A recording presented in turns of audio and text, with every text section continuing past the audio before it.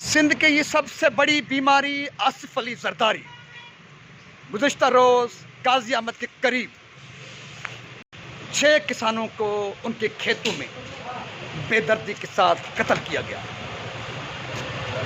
48 घंटे होने वाले शहीद किसानों की लाशें काजी अहमद कौमी शाहराह पर पड़ी हुई हैं, लेकिन बेहिस सिंध सरकार जरदारी की लोंडी सरकार किसानों के खून के साथ इंसाफ करने के लिए तैयार नहीं। यहाँ तक कि उनकी आवाज़ को सुनने के लिए भी वहाँ पर जाने के लिए भी तैयार नहीं। सिंध का शऊर धरना देकर शुहदा के लाशों के साथ बैठी हुई है। हम भी शिकारपुर से निकले हैं शिकारपुर जनून के साथ। जब तक शुहदा काजी अहमद के खून के साथ इंसाफ नहीं होगा, सिंध के शऊर के साथ धरना भी जारी रहेगा।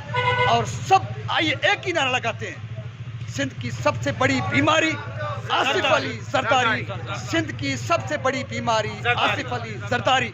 आइए इस बीमारी से निजात के लिए जद्दोजहद करें ताकि सिंध की इज्जत, हुर्मत और तकद्दुस बावकार तरीके से कायम और दायम रहे।